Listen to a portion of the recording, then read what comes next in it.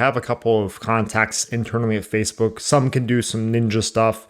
Some will just give me backend like information and data. And I've had them pull assets that I've been using for months, getting great results with, and they'll say, "Oh, this profile is bad because of these 7 marks that the account has on the backend that we can't see as users." Hey, thanks very much for tuning in. This is Stan from Multilogin, and today is the second episode of a podcast where we interview people from industries such as affiliate marketing, dropshipping, ticketing, and scraping.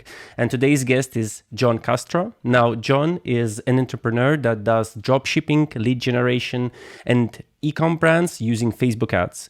His ad spend is more than $100,000 per month, and his business is generating more than $4 million per year. He also has a YouTube channel, and he helps users, like normal users, reach stability with Facebook ad accounts. What's up, John? How's it going? What's up, man? Thanks for having me on. Yeah, I actually known John for quite some time, and we've been talking about the industry quite a while, and it's awesome to see you here to talk and share this knowledge with other people. Appreciate it, man. Yeah, I remember first reaching out to you about a year ago. I was emailing your team like, "Hey, I'm doing some fun stuff with your software. A bunch of my clients are too. Let's connect." So it's cool to be back. All right. John, can you briefly talk about what's your business model? Yes, so I primarily do dropshipping. I have stores in different countries, typically translated to the local country that we're targeting, whatever the native language is, and lead generation, and I manage Ecom brands as well. Tell me like the most challenging story, the most challenging moment that you had during your journey. One of the most interesting experiences I had was actually in 2018 or 2019.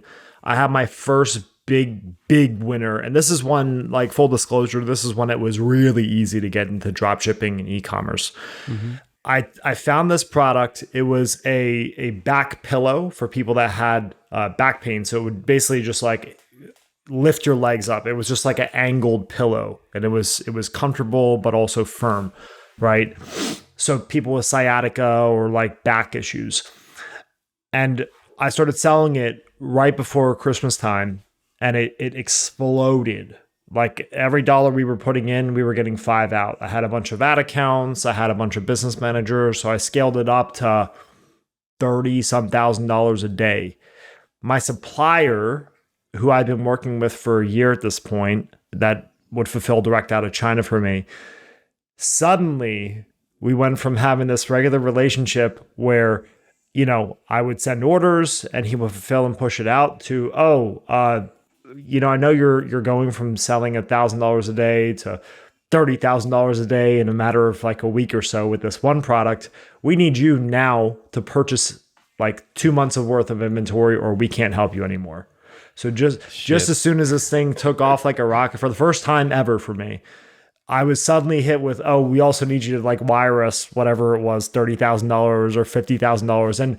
And it's a game, right? So it's a cash flow game with dropshipping because you get the money up front, but the money doesn't really come up front. It depends on the banks and your merchant accounts and if they're going to hold the money. And then on top of this, I still had PayPal. And I don't know if you've heard horror stories with PayPal. PayPal at the same time, within 2 or 3 days of my supplier saying, I need you to wire me a bunch of money or we're not going to be able to fulfill any of this for you. PayPal also put a big hold on my account, so I couldn't withdraw funds. So it was like a double whammy.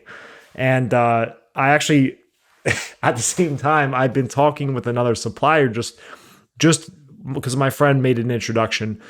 And sure enough, I made the decision last minute because it bothered me so much. I was 18 months into a relationship with the supplier. They never asked for me to make big bulk inventory purchases up front, and this is the worst time to do it. So I changed suppliers too, and then that new supplier was a disaster. So it literally could not have been a more worse good situation. I pushed a new supplier. I got the funds to prepay them, at least a portion of it. So they worked out more of like a payment arrangement with me, so I didn't need to wire all the cash up front.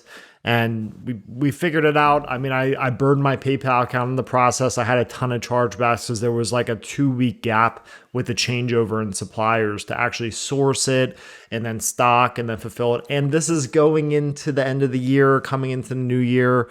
Chinese New Year is right around the corner, ready to just knock you out, especially if you're not ready. So I lost my PayPal. We grinded through it.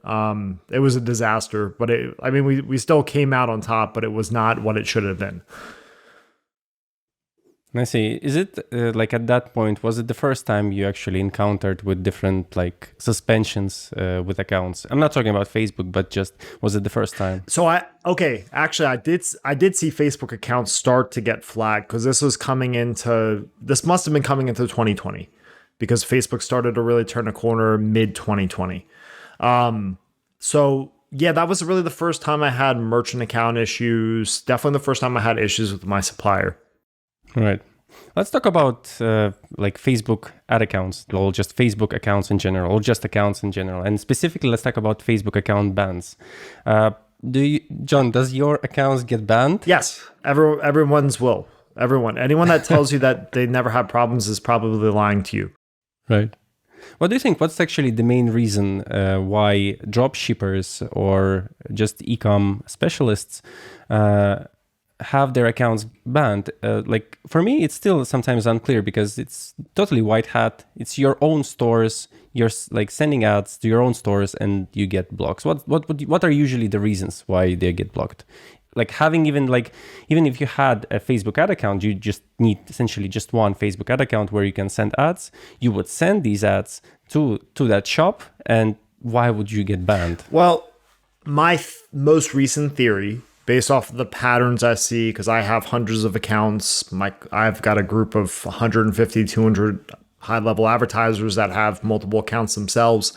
The trend we see is that as of lately, specifically mid-April to mid-May, even a little bit to this day, they were hammering inactive assets, right? So what I mean by that are pages or profiles that are just sitting there, even if they're a little bit aged, but have never run traffic, and also new assets. So if you were to purchase a business manager, for example, today, or going back a month when we were in the heat of this, and you try to get going with it, you were just way more susceptible to getting things flagged and permabanned for nothing. So what it seemed like, the only thing I can make sense of it was that Facebook was basically doing like a purge, like a cleanse of all accounts that did not have high regular spend history. And I say this specifically because I even had friends that had white hat brands, like clean, normal, compliant products that they were selling that were in the last 1 to 1.5 years. They started using an account, real profile, and they even got identity confirmation checkpoints. The only things I didn't really see getting hit were, for example, with the agency that I do the media buying with, all those accounts were fine, but that's running off of a business manager that was probably created in 2015 or 2016, whenever you could first create business managers. All the products are compliant. The page scores are super high. So the only thing that you can be certain of, if something is old, like 2 to 3 years old, has regular spend, and does not have a lot of disapproved ads, you're okay. Anything newer, you're on the radar for something or nothing, whether you're doing it right or wrong. Right. I see. So basically everybody gets banned, no matter what to an extent, unless you have something old that you've been running for a long period of time with real accounts. You are at risk if you have not already been hit. Right. Have you actually tried like affiliate marketing on Facebook ads? Yes, I have. Not so much black hat, more like lead generation affiliate marketing, like auto insurance, Medicare. Right. And you're going to run into, so what I see is a lot of the patterns of flagged accounts, it's more behavioral. It's not so much ad policy. But if you run something against ad policy, it's like your odds of flags goes up exponentially, you know?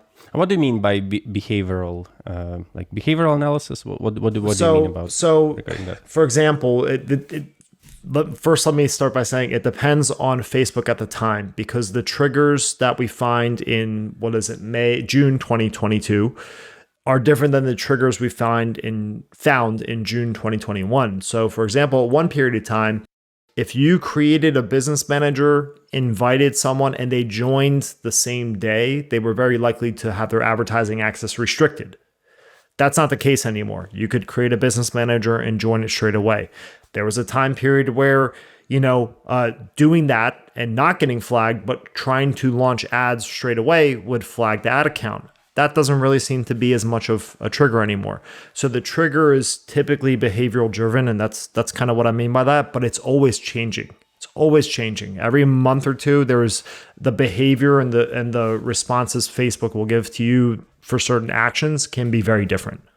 So what do you think, like at which point any type of advertiser or e-commerce entrepreneur or affiliate marketer should like give up appealing for a banned account and go ahead and create a new one? I'm always a fan of not getting rid of assets. And the interesting thing is, like, I have a couple of contacts internally at Facebook. Some can do some ninja stuff.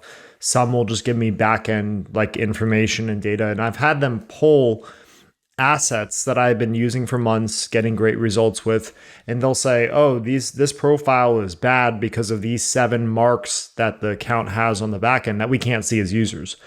But like that's so in theory, you shouldn't use a profile like that, for example. But in reality, it wasn't making any kind of difference. And on the flip side of this, I've given them asset IDs, BMs, pages, ad accounts that have been restricted, and then said, hey, can you help me understand what the system is showing so I can problem solve how never to do this again.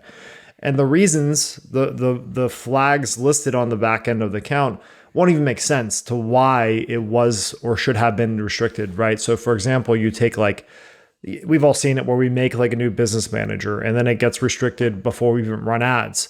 So why would that happen? That makes no logical sense. So the system will tell you one thing, but there's no like practical logic to it, right? Like, why did that happen? It had nothing to do with what the system is flagging. So this shows you that there is a gap between what actually works and what theory or best practices there are in place, right? So what do you think? Like, what can you share a bit about these flags? What are these flags that show the reason why account got banned? A lot of times they're stupid. Like it'll say, associated with too many bad assets or like untrustworthy accounts. 2FA is not enabled. Like my guy told me one time, oh, all you have to do is turn on 2FA and appeal it and it'll work. And that didn't do anything. I still had it permabanned after. So the point I'm trying to make is Facebook is the smartest, stupidest thing ever created. Like that's the way I think of it. What works is what works. It's not what best practice. It's definitely not what the Facebook reps will tell you to do with your ads. That's actually the opposite of what you should usually do, right? But when it comes to account health and why accounts get flagged and why they don't, there's like a percentage of it where it makes no sense and you can't make sense of it. And there's a percentage that you can only make sense of with theory and what you see across multiple accounts, right? And that's the value I provide to my clients is I say, okay, we're seeing across 100 profiles or 100 business managers. We did this specific appeal type or we did the specific step and it did or didn't cause an issue or resolve one. Was proxies one of the flags that you saw? I don't think proxies ever was the flag. I don't remember that. Actually, yes. John is one of those people who still runs his multiple Facebook ad accounts on data center proxies, and he claims it works. I've got like 150 accounts.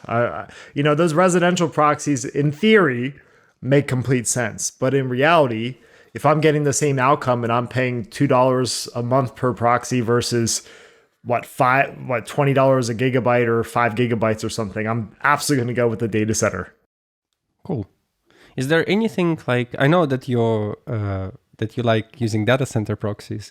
Is there any specific data center proxy one should use, or you think that any data center will work? I've been using, in your experience. I mean, I think it'll work. Like, I'll share a funny story too in a sec. But I've been using my private proxy for 2.5 years now, and it works great. It's pretty cheap too, But just to share a quick, funny, entertaining story, because I know you could appreciate the bans and the silliness of Facebook. So Yeah. I like to always kind of test the waters to see where Facebook is at as far as sensitivity with farming accounts, right? So for example, what I did about a week and a half ago, I opened up Safari. I usually use Chrome. So I opened up Safari. I made a brand new Facebook with a brand new email, and it let me create the account. And typically what you find is, depending on the mood of Facebook at any given time, they're either very strict with new accounts where like you make it and then immediately the page refreshes and it permanently disables the profile, or nothing happens right away and maybe later, or nothing ever happens and it just accepts the account. It accepted the account. So just to really test the waters, I immediately created an ads manager. I immediately created a business manager. I immediately published an ad. It published. It took the same credit card I used on another account. I purposely reused the same credit card. Within 2 or 3 days, it restricted the profile from advertising. So what I thought would be funny was, hey, let's take my same driver's license I've already uploaded to my real account 2 years ago and see what happens. It got rejected on my real account 2 years ago. It got accepted on this dummy account that has no profile picture. Literally no friends, was 3 or 4 days old, has no profile picture. It just has the same name. And I've been using... Well, the document is real, so... But that doesn't make any sense either. Because like you could talk to a lot of media buying people or advertisers in general. You will hear story after story of, I submitted my real ID and it got rejected. This is a known problem and they haven't done anything to fix it. Interesting. So you don't think like you don't really see any like cause and effect when it comes to Facebook ad accounts and, let's say, browser fingerprints and proxies. You don't really see that. I think it helps. I think adding these layers will give you the best opportunity, right? Like, I think running off of one device with 50 accounts is probably a bad idea. That's, if you're trying to farm at scale like that. Obviously, I gave the example of making one new profile. I guarantee you, if I tried to do it 9 or 10 more times on the same device, they would start getting permanently banned because it's going to flag it. It tracks your MAC address, well, you say it doesn't if you're using proxies. So I was incorrect there. Thank you for checking me. They will link it in some way eventually, right? So I think everyone should use a fingerprint software. Multilogin is the one I've been using for 2+ years. They've been awesome. And proxies is a must. Whether you choose to do the Renegade route and do data center, or you follow residential or mobile, which is what they recommend, which is probably a better way of doing it. I think it is essential if you want to have multiple accounts, which most people need today. Right. And it's especially, so it kind of like adds to the stability of the business. It doesn't necessarily solve the whole problem, but it does add this kind of value. And actually, I totally vibe with this, with what you're talking about, John, because I also have a couple of Facebook test accounts, and these Facebook accounts have been used by Multilogin and me to test out a couple of things, of course, since our users are using it for Facebook, and this account has been on the worst proxies that you can find, like the browser, let's say in terms of browser fingerprint leaks, it showed like the worst leaks that it could possibly have. I even once launched it on a user agent where I think I wrote inside that user agent I wrote a Shakespeare's quote just inside the user agent. So if there's any intellect deciding whether to ban accounts based on browser fingerprints, it obviously didn't work for this particular account. And it still lives until today. It works, everything's fine. It's like still a test account. I didn't run any ads, but it's just like hilarious to see how it works. I know also want to share a funny story.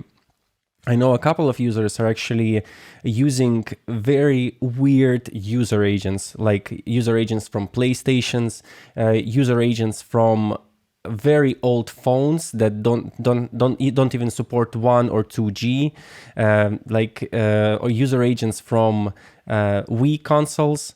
And the thing is that they claim it works because it tricks the system, and the system simply cannot recognize and apply their own models, whether it's a good user or a bad user. Yeah. But but actually, like, yeah, that logic might be right, but in reality, it might be At just scale, like the system you itself. know, like Yeah, that's where you really get a better gauge of what does and doesn't matter. And it's never 100% consistent. I think that's the most frustrating thing for a right. lot of people is they'll grab a couple of accounts, they'll like follow good logical best practices, and then like all of it gets restricted. But you got to realize that maybe you did everything right for what's working today, but if you only did it with 3 accounts, you might have just been unlucky because probably, I don't know the exact percentage, maybe 30% of the time everything gets killed even if you do it correctly. So maybe they just fell into that 30%, you know. True. You also talk about different periods. In your own experience, did you also see that in different periods of time, in different periods of the year, bans and restrictions are more prevalent? Is that true? No, but I do find that the patterns shift every probably 4 to 8 weeks. It's like a new cycle of what Facebook. So like February this year until late March, new pages and relatively new pages were getting instantly disabled permanently. You could maybe appeal them and recover some, which wasn't consistent either, of course. But that was just like the focus of Facebook, and BMs weren't really bothered, paid profiles not as much. And then it switched, and then it went crazy after profiles and business managers and not pages as much. So it's just like the system's like almost thinking for itself, not logically, but just, I don't know. This is way above my pay grade and head, right? So, Right. Cool.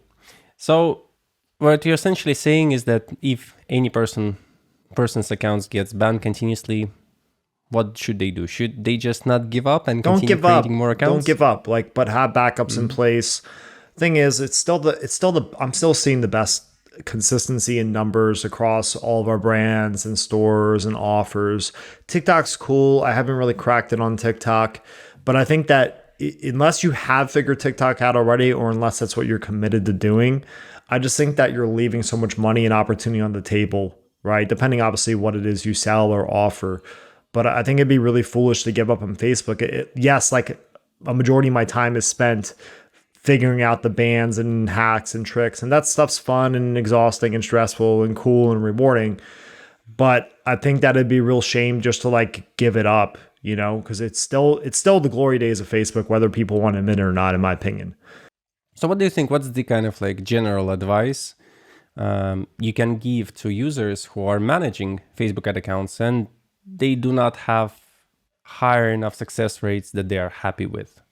Well, you have to be real with yourself. There is always, nothing is going to ever be perfect. You will always have, unless Facebook makes a drastic change anytime soon.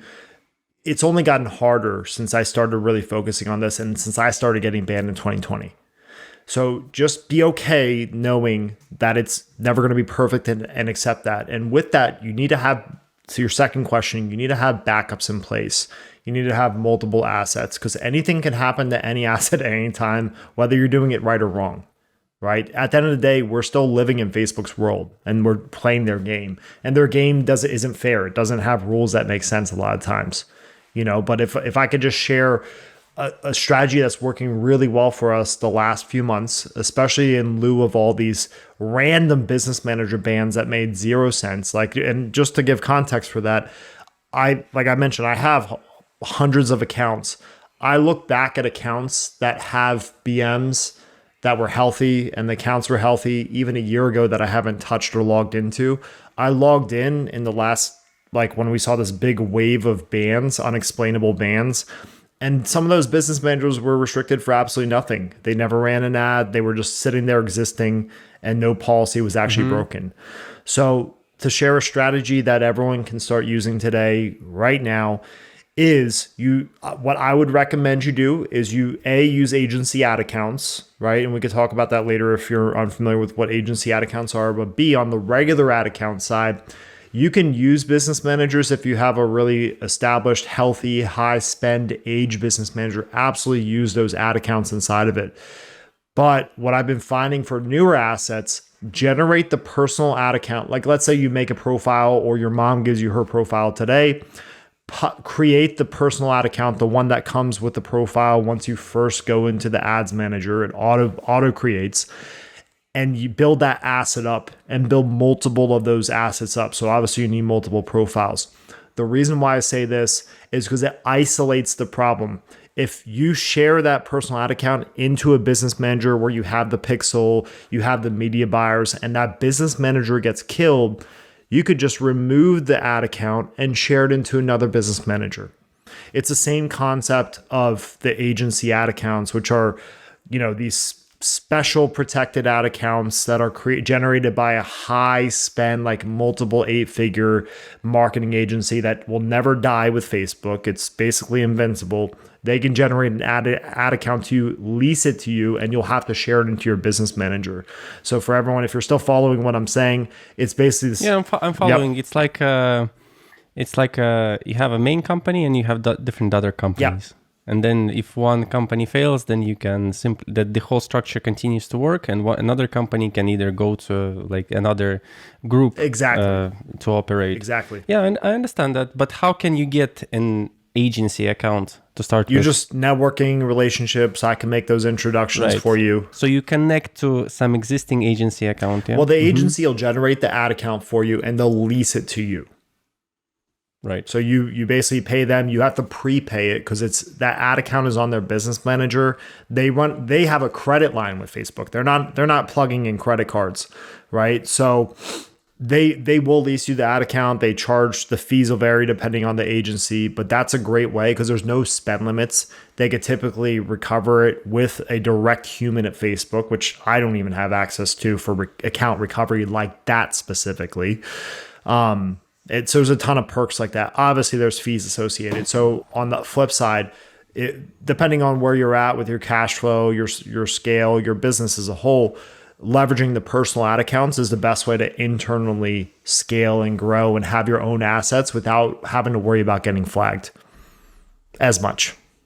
Like talking about a topic that is not related to Facebook bans, I want to ask you what you don't like in dropshipping. What you don't like in this business as an entrepreneur? It's soulless. That's one thing. What do you mean It's soulless? just like it's very like, how can I squeeze profits out of this and move on, burn and churn on to the next thing? And I think that like that's cool and exciting at first, especially when I started in 2017, 2018, and you could just like throw it up and it's fun. It's a game. It's like you're going to the casino and it's like almost impossible to lose to an extent, right? But I think that some of this, the positive is that the market is correcting itself, right? It's becoming more difficult with PayPal and merchant accounts, Facebook. I think that's a good thing because it's forcing us to get better as a whole, make unique content. Don't just rip someone's lander and creatives and relaunch it with the same copy, because that's what it was. It became very, I guess incestuous would be the right word. It was very like copy and paste, the low barrier of entry, which is great for people that don't have a lot of money. But if you're just ripping everything, there's no space for originality or uniqueness. And I think that's a real shame. But with all these market corrections with Facebook, merchant accounts, everything in between, I think it's forcing us to get better. So I do believe that it's going to push us, whether we like it or not, in a good direction where it's more of a positive business. Cool. Also, like a question related to the business side of things. I know that you also have your own YouTube channel where you talk about Facebook bans, you talk about affiliate, you talk about like dropshipping and e-commerce things, but actually it's more related to Facebook accounts. It's the hot topic, man. It's what I spend most of my time doing now. So I really want to ask you, how come you started this channel? Why did you decide to spend like time and energy on it and not, for example, spending the same time and energy on like just expanding your dropshipping business or your e-commerce business? At heart, if I'm being honest with you, I don't believe I'm the greatest media buyer or marketer in the world.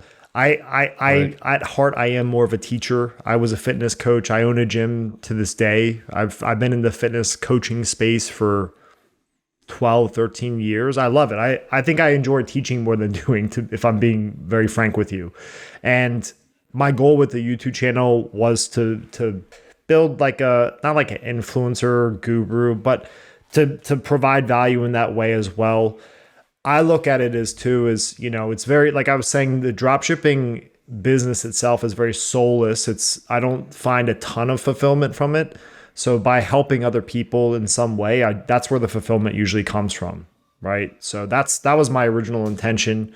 And it's just evolved into talking about Facebook bans, which is fulfilling too, because if you're a media buyer and you're struggling, not because you suck at media buying or finding products or doing ads, but because you can't run an ad without getting killed, I get a lot of personal joy and fulfillment from being able to help you to change that so you could do what you do best, which you're probably better at me than doing. Because like I said, not the best marketer in the world, right? But if you understand your strengths and weaknesses, you could apply yourself in the best way. Cool, really cool. So if you're watching this right now, there's going to be a link towards John's channel in the description. John, we are actually finishing up. And what do you think? Are there any parting words you would like to say regarding users who are just starting out with building up their Facebook ad account inventory? First thing is source. If you haven't already, which if you've been in this space for a while, you probably already have exhausted this. But if you haven't yet, find real accounts as your foundation, right? So like friends, family, people you trust. It's always a little bit trickier because they're usually more skeptical because they know you. They're like, why do you want my stuff? And you'll actually have an easier time usually buying it from some person down the street that you don't really know. I don't know why the psychology is like that, but it is. So source real accounts. That's going to be your best foundation. If you have old assets that are not restricted, guard those with your life. Don't run black hat on them. And then make connections and network. Facebook groups are a great place to start. Mastermind groups for e-commerce. Like Alex Fedidov's program's awesome. I made a lot of great contacts in there. Find people that you can source farmed accounts and real accounts from that resell these accounts. Like that's the first kind of thing or two. And with that, get Multilogin, get your proxies, get set up, and go slow. The general rule of thumb and trend I've seen consistently, and the sign slower up you for go. John's course. But yeah, don't worry about that later. If you run into trouble, then reach out to us. But the slower you go, it's never usually going to hurt. Obviously, this will change depending on Facebook's mood and temperament. So sometimes you can move faster from login to launch. Sometimes you need to move slower. And also agency ad accounts are critical because you just can't depend on Facebook to be consistent unless you have that BM that's 3 years old that has spend history. That's probably untouched anyway. Awesome, John. Thanks very much for sharing this information. This is very interesting. This is very cool. And I hope if you are watching this video right now, this is also very useful for you. If you actually have any questions, you can pose these questions down below. I hope, John, you can come to the comment section and also answer some of these questions. But regardless, go ahead and watch John's videos. They are cool, they are great, and they are, when I watch them, I can definitely say they provide information that is relevant at the time. So, man, thanks very much. It was great having you. No worries, man. Appreciate you. See ya.